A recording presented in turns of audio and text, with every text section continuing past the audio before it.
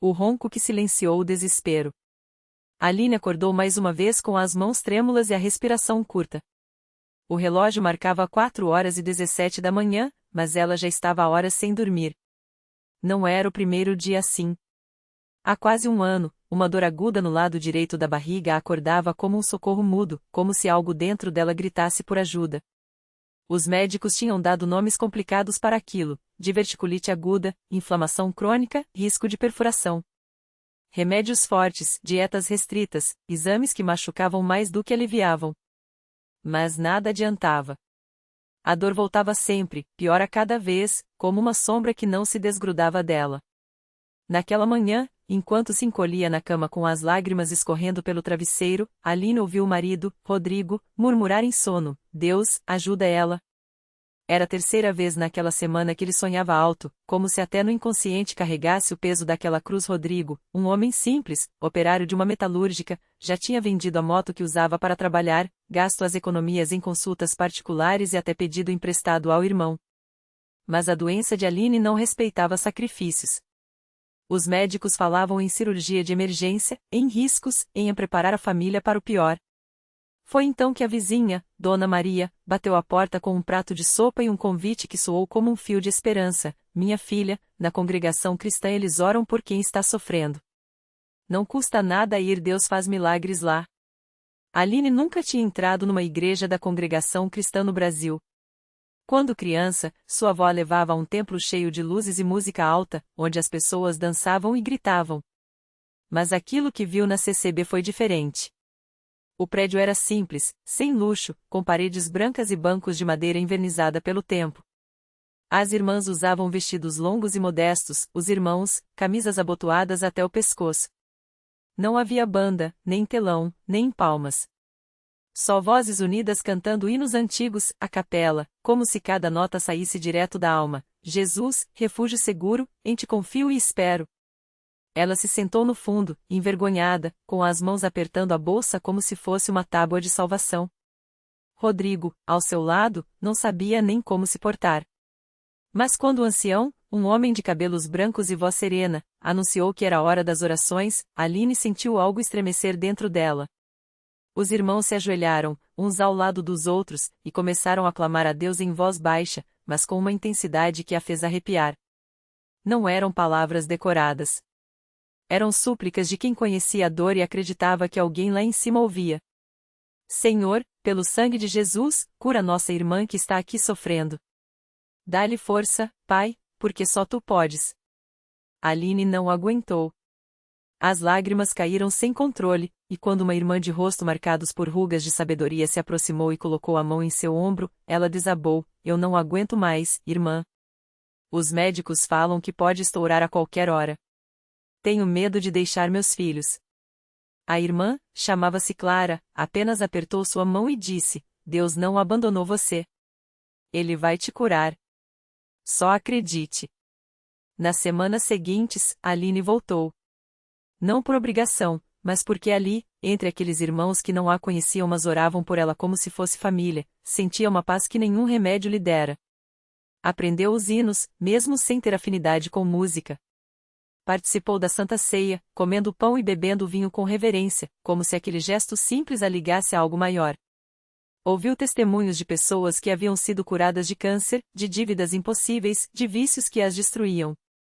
E, aos poucos, começou a acreditar que seu milagre também poderia acontecer. Até que chegou o domingo em que tudo mudou. Era uma reunião de manhã, daquelas em que o sol entrava pelas janelas altas e aquecia os corações.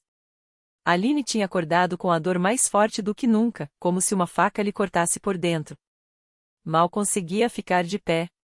Rodrigo a ajudou a se sentar no banco, e ela se encostou nele, pálida, suando frio.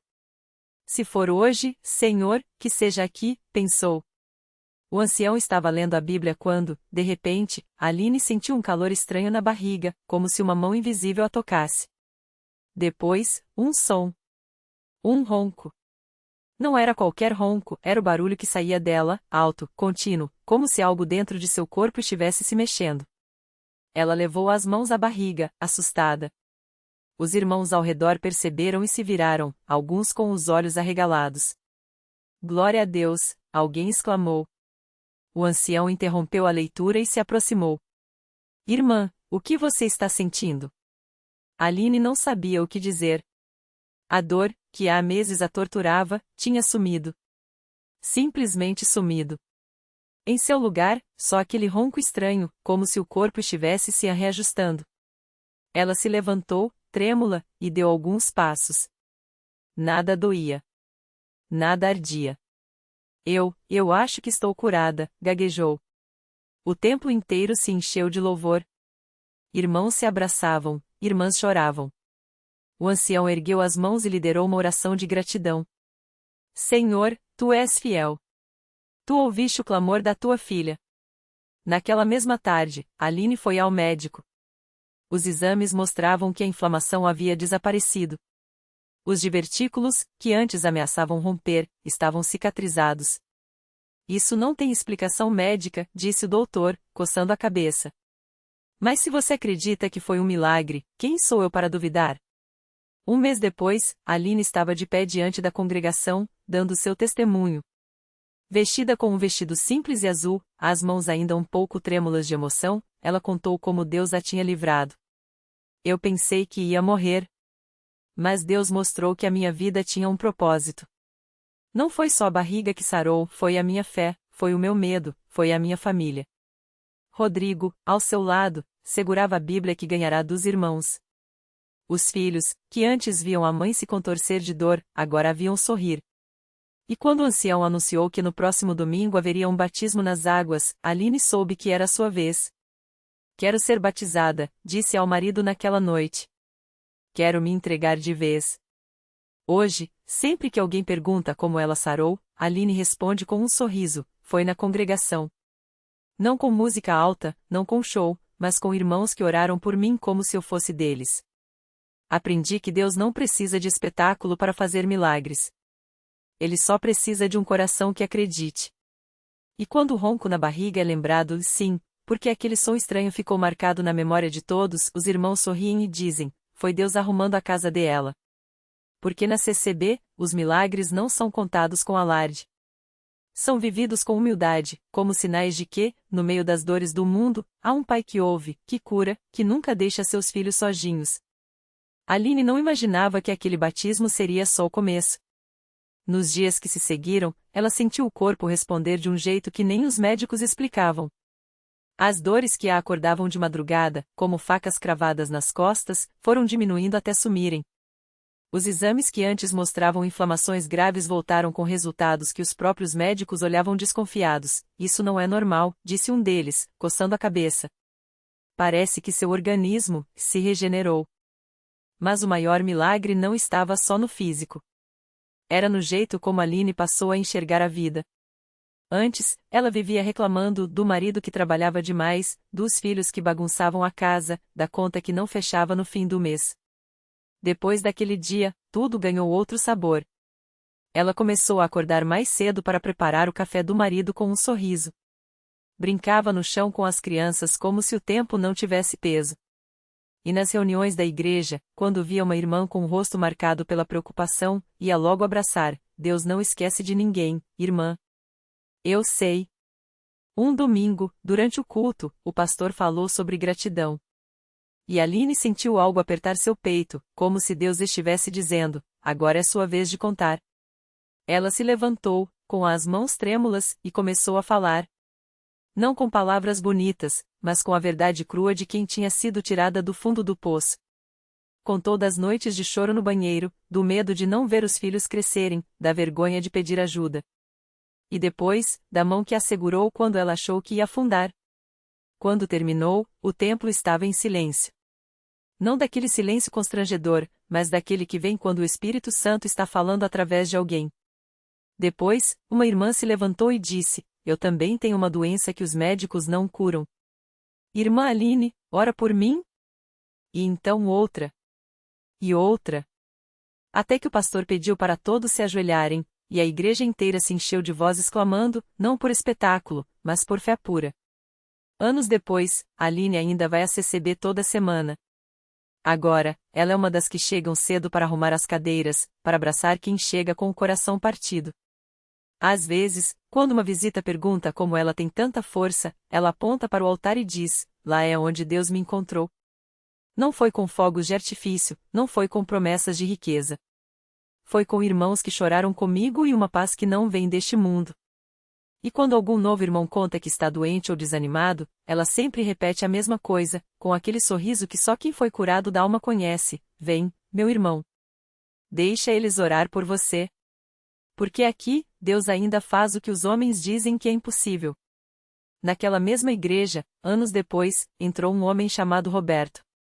Ele chegava arrastando os pés, como se cada passo pesasse uma tonelada. O rosto marcado por noites sem dormir, as mãos trêmulas de quem já havia tentado de tudo e não encontrava saída. Havia perdido o emprego, a esposa havia ido embora levando os filhos, e o desespero levava a pensar em coisas que até ele mesmo tinha medo de admitir. Aline estava organizando os inários quando o viu parar na porta, como se não tivesse coragem de entrar. Ela conhecia aquele olhar, o mesmo que já teve um dia. Aproximou-se devagar, sem pressa, como quem não quer assustar um animal ferido. Você veio no lugar certo, irmão, disse baixinho, como se estivesse compartilhando um segredo. Aqui, ninguém vai te julgar. Só vai te abraçar.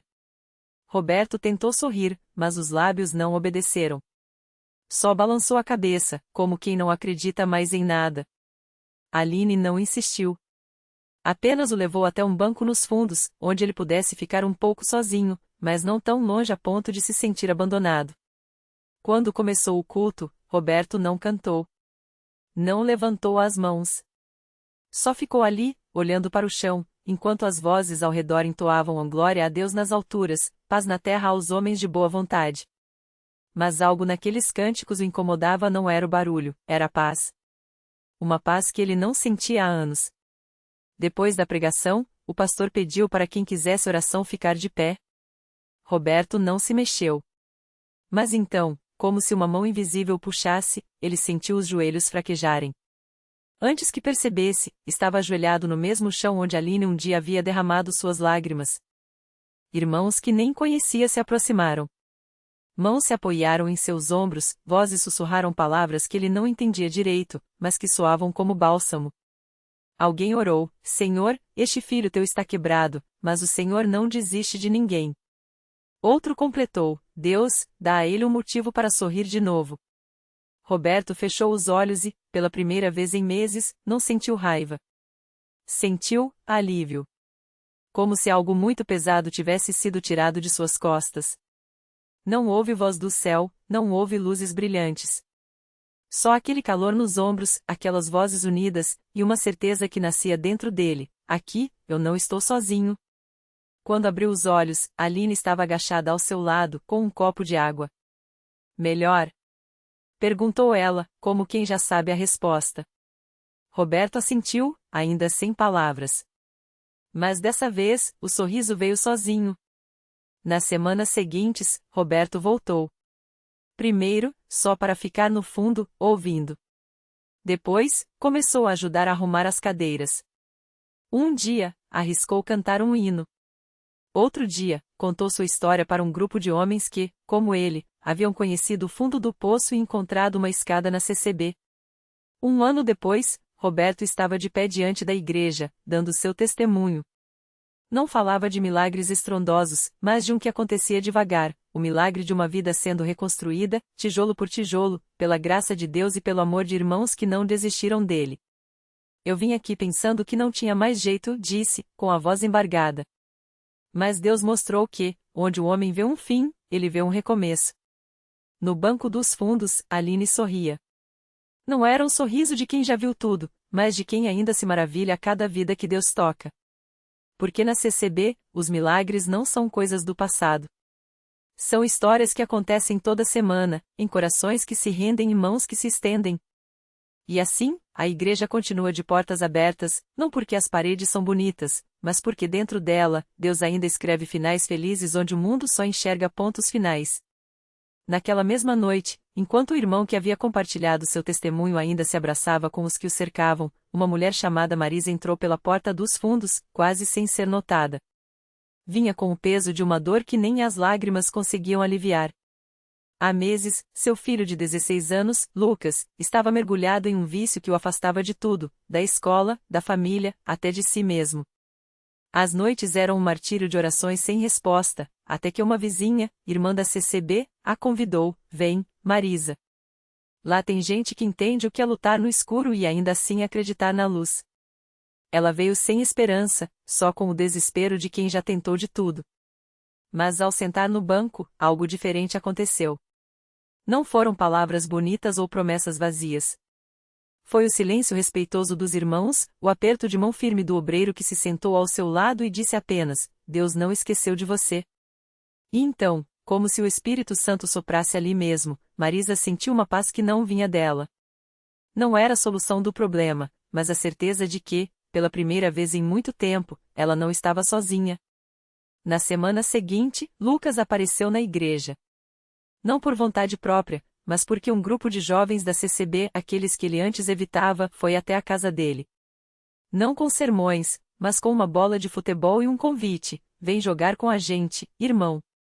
E no meio da partida, entre risadas e suor, um deles compartilhou: "Eu também já achei que não tinha saída. Mas aqui, Deus me mostrou que Ele dá outra chance." Lucas não chorou. Não fez nenhuma oração alta. Mas algo em seu olhar mudou.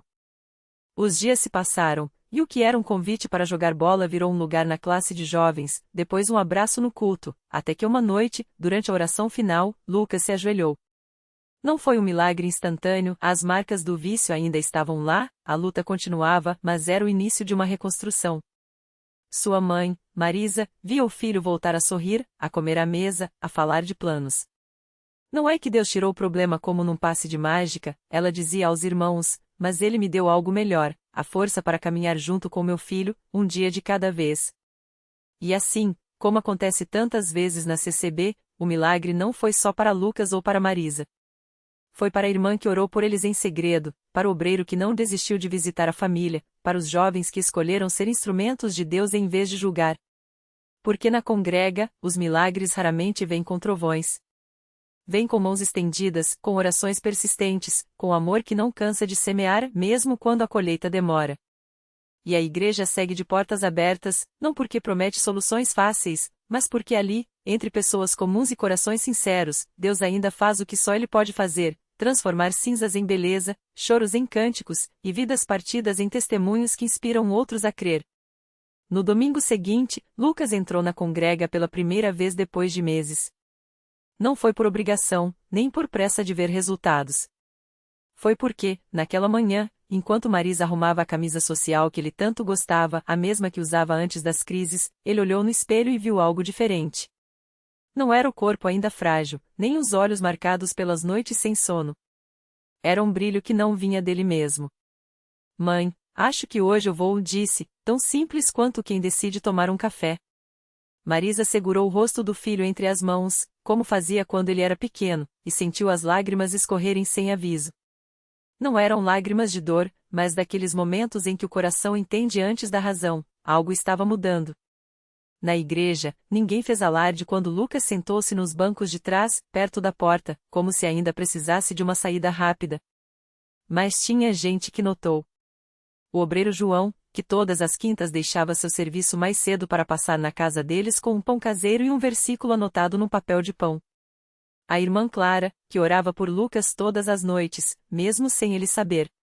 E até o jovem Mateus, que um dia havia pensado: "Esse menino não tem jeito", mas agora via nos olhos de Lucas uma centelha que o fez se envergonhar daqueles pensamentos. O culto seguiu como sempre, hinos que falavam de graça, testemunhos de pessoas comuns contando como Deus as seguiu nos vales. Quando o pastor começou a pregar sobre o homem junto ao tanque de Betesda, aquele que esperava um milagre há 38 anos, Lucas sentiu algo estranho. Não era uma voz, nem uma visão. Era como se cada palavra fosse uma chave girando numa fechadura enferrujada dentro dele. Jesus não perguntou se ele merecia ser curado, disse o pastor.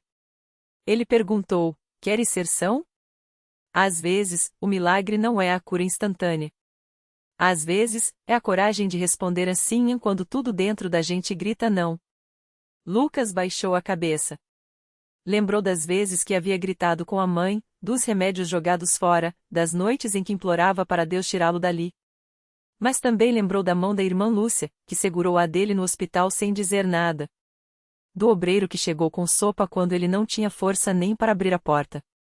Da oração da mãe, que nunca parou, mesmo quando ele virava as costas. E então, sem planejar, sem aviso, Lucas sentiu as lágrimas caírem. Não eram de desespero. Eram de algo que ele não sabia nomear, mas que queimava como esperança. No final do culto, enquanto as pessoas se cumprimentavam, o pastor se aproximou sem pressa. Filho, tudo bem? Perguntou, com a voz calma de quem já viu muitos invernos virarem primavera. Lucas engoliu em seco. Eu quero ser são, murmurou. O pastor sorriu, daquele jeito que só quem já viu Deus trabalhar entende. Então você já começou. Não houve gritos de glória a Deus na hora. Não houve danças, nem aplausos. Mas quando Lucas saiu da igreja aquele dia, algo tinha mudado. Não era que a depressão tivesse sumido como mágica. Não era que os medos tivessem desaparecido. Mas era como se, pela primeira vez em anos, ele olhasse para frente e visse um caminho estreito, íngreme, mas real. Nos dias que seguiram, as coisas não ficaram fáceis. Ainda havia dias em que sair da cama era uma batalha. Mas agora, quando a escuridão apertava, Lucas lembrava das mãos que o seguraram quando ele não conseguia se segurar. Das orações que subiram por ele quando suas palavras falharam. E, aos poucos, ele começou a fazer o mesmo por outros. Um ano depois, foi Lucas quem levou um amigo do trabalho para a congrega. Um rapaz que, como ele, carregava cicatrizes que ninguém via. Não vou te dizer que vai ser fácil, falou, com a honestidade de quem sabe o peso da jornada. Mas vou te dizer uma coisa, aqui, você não está sozinho. E assim, como um rio que começa com uma gota, o milagre continuava. Porque na CCB, as histórias de transformação raramente têm fim. Elas se multiplicam. Passam de mão em mão, de coração em coração, provando que Deus não escolhe os capacitados, Ele capacita os escolhidos. E a igreja segue de portas abertas. Não porque tem todas as respostas, mas porque ali, entre pessoas que também já caíram, Deus ainda faz o que faz de melhor, transformar histórias de dor em canções de vitória. Não da noite para o dia. Não sem lutas. Mas com uma certeza que nenhuma tempestade pode apagar, Ele está no meio de nós. E isso, meu amigo, muda tudo. O milagre completo. As semanas passaram, e cada passo de nome do personagem na CCB era como um versículo vivo. As orações não apagaram as cicatrizes, mas transformaram-nas em mapas, provas de que, mesmo nos abismos, Deus traça rotas de luz. O emprego veio quando menos esperava. Um irmão da igreja, dono de uma pequena oficina, ofereceu-lhe um lugar não por piedade, mas porque viu nele a mesma fé que um dia o salvara. As contas foram pagas, a família se reuniu à mesa com pão e gratidão, e o vazio no peito deu lugar a algo novo, propósito. Naquele domingo, ao subir ao púlpito para compartilhar seu testemunho, suas palavras tremiam, mas a igreja a sustentava. Não era um final de história, era um recomeço. Porque o milagre não estava só no emprego, na saúde restaurada ou nas portas que se abriram. Estava no olhar da sua filha, que voltou a brilhar, na mão estendida de quem já esteve no mesmo lugar, na certeza de que, mesmo quando tudo desaba, Deus constrói algo maior sobre as ruínas. Reflexão final. A vida não nos promete ausência de tempestades, mas sim um porto. E muitas vezes, esse porto tem forma de pessoas imperfeitas, sim, mas dispostas a ser as mãos de Deus quando as nossas falham.